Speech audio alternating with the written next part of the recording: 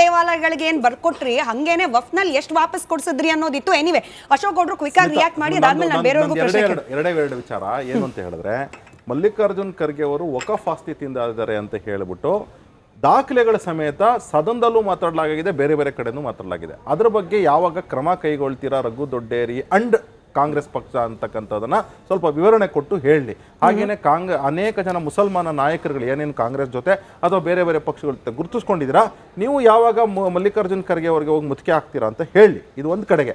ಎರಡನೇ ವಿಚಾರ ಏನು ಅಂತ ಹೇಳಿದ್ರೆ, ಈಗ ಚರ್ಚೆ ಆಗ್ತಿರ್ತಕ್ಕಂಥದ್ದು ರಾಮ ಮಂದಿರ ಚರ್ಚೆ ಅಲ್ಲ.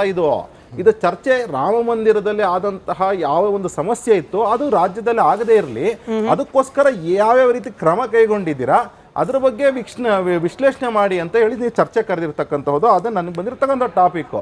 ಈಗ ನಮ್ಮ ಒಂದು ರಿಕ್ವೆಸ್ಟ್ ಏನಿದೆ ಅಂತ ಹೇಳಿದ್ರೆ, ಹೌದಪ್ಪ ನಿಮ್ಮ ಮಠ ಮಂದಿರ ಮಾನ್ಯಗಳಿಗೆಲ್ಲನೂ ಸ್ವಾಗತ ಮಾಡ್ತಿದ್ದೇವೆ.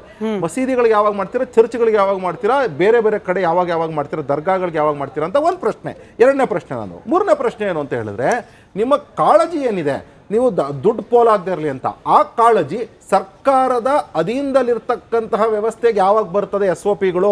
ಮೂರನೇದು. ನಾಲ್ಕನೇದು ಏನು ಪ್ರಶ್ನೆ ಅಂತ ಹೇಳಿದ್ರೆ, ಇದಕ್ಕೆಲ್ಲ DK ಸಾಹೇಬರು ಉತ್ತರ ಕೊಡಬೇಕು. ಯಾವಾಗ ನೀವು ಜನಗಳ ಬಗ್ಗೆ ಕನ್ಸರ್ನ್ CCTV ಕ್ಯಾಮೆರಾಗಳನ್ನ ರಸ್ತೆಗಳ ಹಾಕಿ ಅಂತ ನಿರ್ಭಯ ಕೇಸ್ನಲ್ಲಿ ಫಂಡ್ ಕಳಿಸ್ತಾರೆ, ನೀವು ಇವತ್ತರೆಗೂ ಹಾಕಿಲ್ಲ. ಯಾಕೆ ಈ ದೌರ್ಬಲ್ಯತೆ ನಿಮಗಿರ್ತಕ್ಕಂತಹದ್ದು? ನೀವು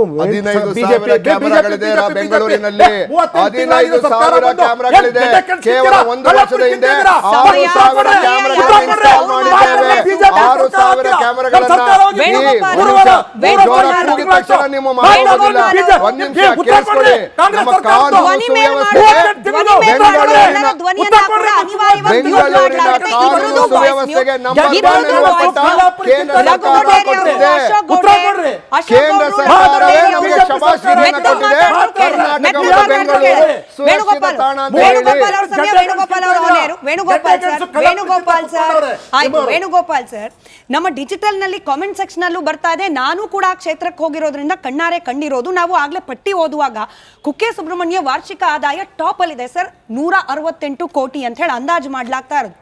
ಆಯ್ತು, ಸರ್ಕಾರಕ್ಕೆ ಹುಂಡಿ ಕಾಸು ಹೋಗ್ತಾ ಇದೆ, ದೇವಸ್ಥಾನಗಳ ಅಭಿವೃದ್ಧಿ ಕಾರ್ಯಕ್ಕೇನೆ ಅದೆಲ್ಲ ಬಳಕೆ ಆಗಬೇಕು ಅನ್ನೋ ನಂಬಿಕೆ ಭಕ್ತರದು.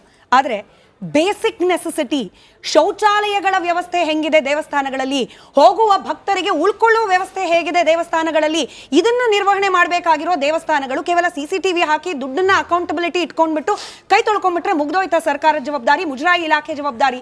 ದುಡ್ಡನ್ನ ನಾವು ತೆಗೆದುಕೊಳ್ತಿರೋದೇ ಸರ್ಕಾರ ಆ ದೇವಸ್ಥಾನಗಳ ಉದ್ಧಾರಕ್ಕೆ ಅಂದಾದಾಗ ಅದು ಆಗ್ತಿಲ್ಲ ಅಂದ್ರೆ ಎಲ್ಲಿ ಹೋಗ್ತಿದೆ ದುಡ್ಡು? ಪ್ರಶ್ನೆ ಮಾಡಬೇಕು, ಖಂಡಿತ ಪ್ರಶ್ನೆ ಮಾಡಬೇಕಾಗಿರ್ತಕ್ಕಂಥ ಎಷ್ಟೋ ದೇವಸ್ಥಾನಗಳು ನಾವು ನೋಡಿದ್ದೀವಿ. ದೇವಸ್ಥಾನ ಅರ್ಚಕರಿಗೆ ಮನೆ ಇರೋದಿಲ್ಲ, ಪಾಪ ಅವರಿಗೆ ಮೂಲಭೂತ ಸೌಕರ್ಯಗಳಿರೋದಿಲ್ಲ, ಎಲ್ಲೋ ದೂರದಿಂದ ಬರ್ತಾರೆ ಭಕ್ತಾದಿಗಳು ಬರ್ತಾರೆ ದೇವಸ್ಥಾನಕ್ಕೆ, ಪಾಪ ಶೌಚಾಲಯ ವ್ಯವಸ್ಥೆ ಇರೋದಿಲ್ಲ. ಈ ಥರ ಎಲ್ಲ ಆಗ್ತಾ ಇರುವಾಗ ಈ CC ಕ್ಯಾಮ್ರಾ ಫಿಕ್ಸ್ ಮಾಡಿ ಲೆಕ್ಕಾಚಾರಗಳೆಲ್ಲ ತಗೊಂಡು ಹುಂಡಿ ದುಡ್ಡೆಲ್ಲ ತಗೊಂಡು ಹೋಗಿ ಟ್ರೆಜರಿಗೆ ಹಾಕಿ ಯಾವುದೋ ಧರ್ಮಗಳಿಗೆ ನೀವು ಅದನ್ನ ಹಂಚಿಬಿಟ್ರೆ ದಯವಿಟ್ಟು ತಪ್ಪು ಮಾಹಿತಿ ಹೊರಡಿಸಬೇಡಿ, ತಪ್ಪು ಮಾಹಿತಿ ಕೊಡಬೇಡಿ. ತಪ್ಪು ಮಾಹಿತಿ 70 ವರ್ಷಗಳಿಂದ ನಡೀತಾ ಇರ್ತಕ್ಕಂಥದ್ದು, ವೇಣುಗೋಪಾಲ್ ಅವ್ರ ವಾಯ್ಸ್ ಮಾತ್ರ ಆನ್ 70 ವರ್ಷಗಳಿಂದ ನಡೀತಾ ಇರ್ತಕ್ಕಂಥದ್ದು ಈ ಸಮಸ್ಯೆಗಳು. ಪ್ರಶ್ನೆ ಮಾಡೋರಿಲ್ಲ. ಪ್ರಶ್ನೆ ಮಾಡಕ್ ಹೋದ್ರೆ ಹಿಂದೂಗಳನ್ನ ಹತ್ತಿಕ್ತಾರೆ, ಅವ್ರ ಧ್ವನಿಗಳನ್ನ ಹತ್ತಿಕ್ತಾರೆ. ಈ ಪ್ರಶ್ನೆ ಮಾಡಬೇಕಾಗಿರೋದೆ ಕರ್ತವ್ಯ. ಈಗ ಏನು CC ಕ್ಯಾಮ್ರಾ ಅಕೌಂಟಬಿಲಿಟಿ ತಗೊಳ್ತಕ್ಕಂಥದ್ದು ನ್ಯಾಯಯುತವಾಗಿದೆ, ಅದಕ್ಕೆ ನಮ್ಮ ಸಮ್ಮತಿ ಇದೆ. ಅದೇ ರೀತಿ ಮೂಲಭೂತ ವ್ಯವಸ್ಥೆಗಳನ್ನ ನಮ್ಮ ದೇವಾಲಯಗಳಲ್ಲಿ ಮಾಡಬೇಕಾಗಿರ್ತಕ್ಕಂಥ ಕರ್ತವ್ಯ ಆಗಿದೆ, ಇದು ನಮ್ಮ ಧ್ವನಿಯಾಗಿದೆ. ಮಾಡೋಣ. ತಮ್ಮ ಮನವಿ ರಾಜ್ಯ ಸರ್ಕಾರಕ್ಕೆ ನಾವು ತೆಗೆದುಕೊಂಡಿದ್ದೇವೆ. ಏನು ನಮ್ಮ ತಾವು ಮನವಿ ಹೇಳಿದ್ರಿ, ನಾನು ಒಬ್ಬ ಭಕ್ತನಾಗಿ ಪ್ರತಿ ವರ್ಷ 100 ದೇವಸ್ಥಾನಗಳು ನಾನು ವಿಸಿಟ್ ಮಾಡ್ತೇನೆ. ನನಗೂ ಮೂಲಭೂತ ಸೌಲಭ್ಯ, ನಾನು ಎಲ್ಲರೂ ಭಕ್ತರಂತೆ ನನಗೂ ಅವಶ್ಯಕತೆ ಇದೆ. ಶೌಚಾಲಯ ಮತ್ತು ವಸತಿ ಗೃಹಗಳನ್ನ ಇನ್ನಷ್ಟು ಅತ್ಯುತ್ತಮವಾದಂಥ ಕೆಲಸವನ್ನ ಅಥವಾ ಅತ್ಯುತ್ತಮವಾದಂಥ ಕೊಠಡಿಗಳನ್ನ ನಿರ್ಮಿಸೋಣ, ಜೊತೆ ಸೇರ್ಕೊಂಡು ಮಾಡೋಣ. ಆಚಾರ್ಯರೇ, ಒಂದೆರಡು ದೇವಸ್ಥಾನ